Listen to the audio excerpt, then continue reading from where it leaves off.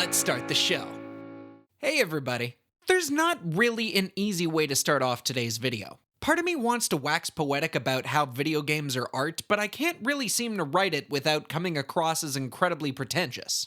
By now, you've already heard of Ghost of Tsushima, a breakout smash hit samurai game that has won so many awards, my father wrote me out of his will and is attempting to adopt it in my place. If by some miracle you haven't heard of or played this game, then maybe I might have something for you. Without further ado, it's time to brandish your family's katana and join me on the battlefield as I review Ghost of Tsushima. Ghost of Tsushima is a 2020 video game by Sucker Punch Productions. It was released onto the PlayStation 4 and 5 respectively. It was directed by Nate Fox and Jason Connell. It was also produced by Brian Fleming. In Ghost of Tsushima, you play the role of Jin Sakai, the head of the noble Sakai clan who gets completely rocked by the Mongol hordes. Left bleeding out to die from his wounds, Jin is saved by a thief named Yuna. Together, they escape, and Jin begins a quest to take back Tsushima, defeat the Mongols, and kill Khotun Khan. In order to accomplish these goals, Jin will have to assemble a team of powerful warriors and become someone who strikes fear into the heart of his enemies. Batman. Jin Sakai is basically Batman who murders. So, Batman. Hear me out. He dresses up in a dark costume, uses gadgets to dispatch his enemies, comes from a well-off family, is traumatized by the death of a parent, trains in martial arts, and has a pseudo-love interest who happens to be a thief. Jin is essentially Batman, and yet, despite my words, I absolutely love the story of Ghost of Tsushima.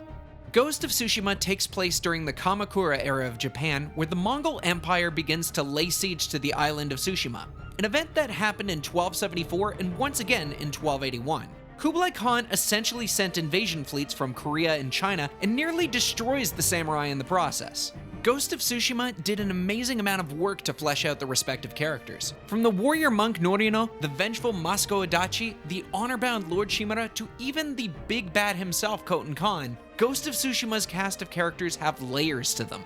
As such, a massive round of applause to the voice cast for bringing these characters to life. From the breakout cast including Daisuke Tsuji as Jin Sakai, Eric Steinberg as Lord Shimura, Patrick Gallagher as Khotun Khan, Suma Lee Montano as Yuna, Lauren Tom as Masako Adachi, Francois Chow as Sensei Ishikawa, and many more. Not only are the characters great, but the story had an emotional weight to it.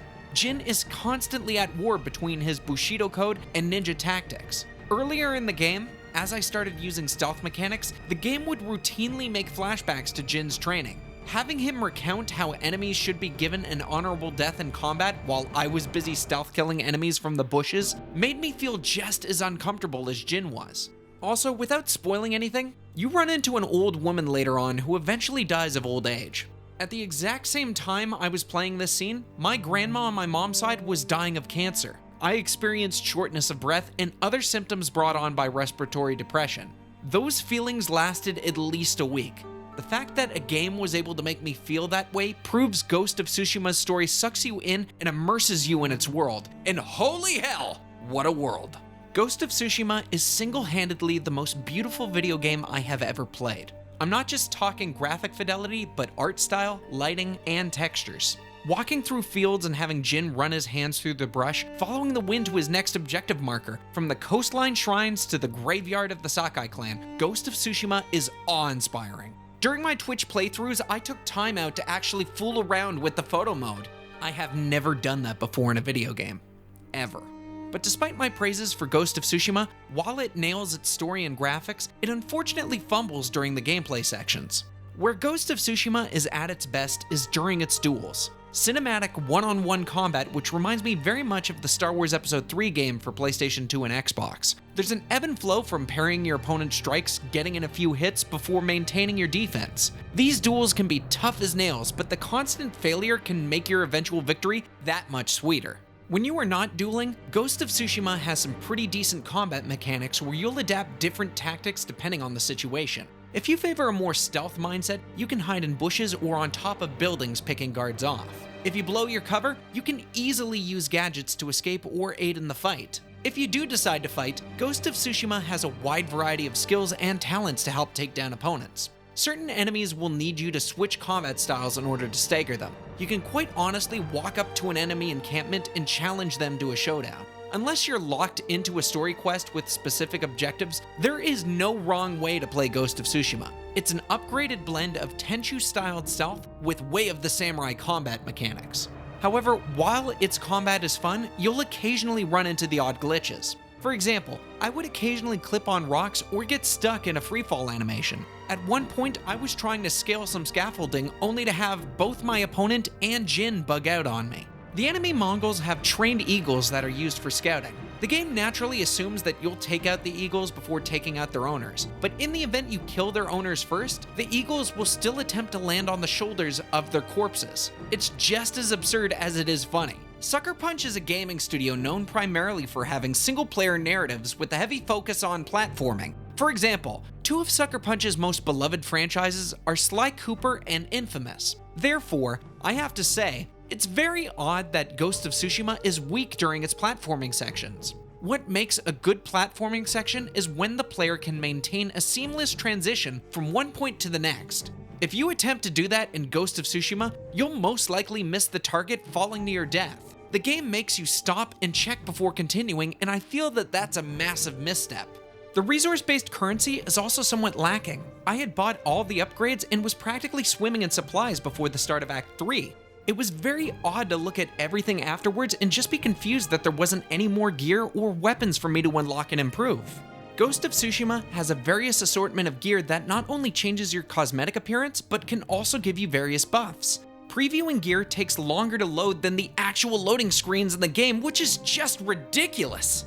Earlier, I mentioned how the wind will guide you to the waypoint marker on your map. This is fine until you get to the snow-filled landscape in the later game. As a result of not being able to see the wind clearly, I had to routinely check my map or head to an area that wasn't covered in snow to progress further.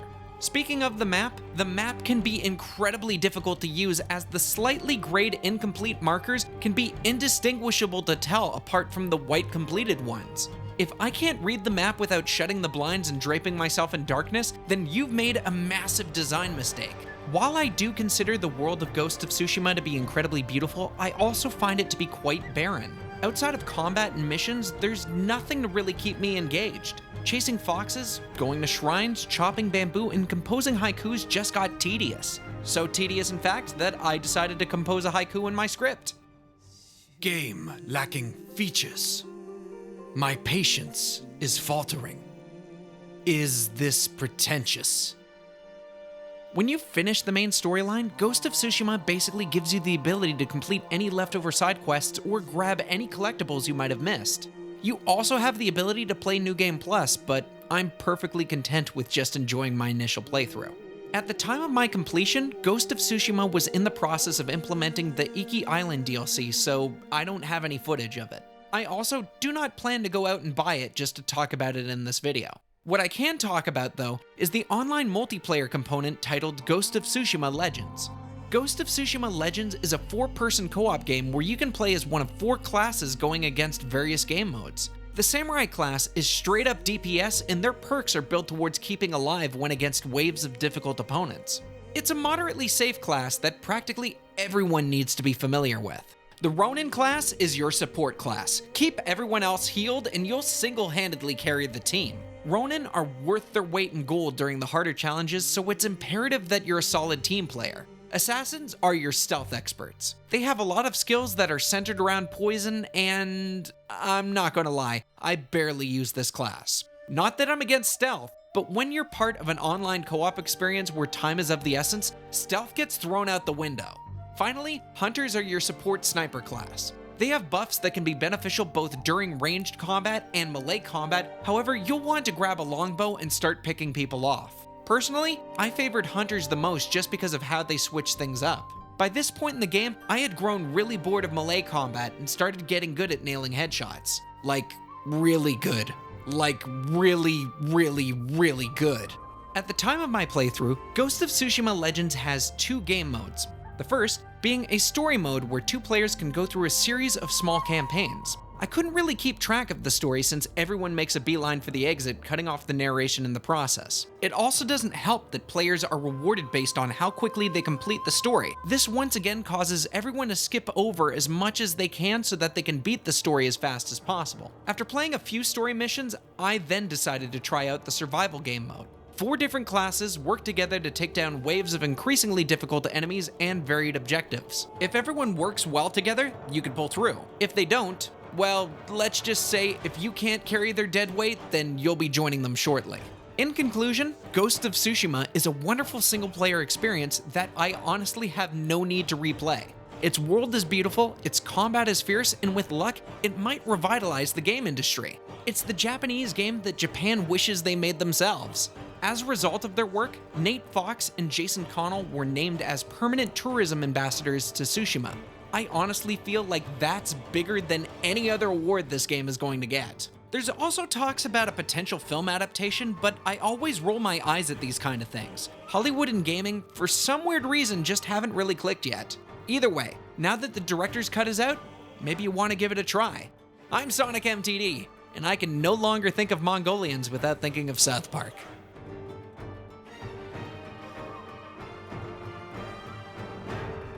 This video was proudly supported by Unsung Heroes of Patreon. Hey there, Matthew DeLeo, better known as SonicMTD, saying thank you so much for catching my review of Ghost of Tsushima. If you like this video, please be sure to like and subscribe and leave me a comment in the comments down below so that I may grow. Also, if you take a look at this side of the webpage, up here is whatever YouTube is going to recommend that you want to watch, and down here is going to be a collection of my previous videos. So if this is your first time seeing me, maybe you want to see more. But either way, I'm not going to take up any more of your time. My name is Matthew DeLeo, better known as SonicMTD. Arigato gozaimasu, and later days.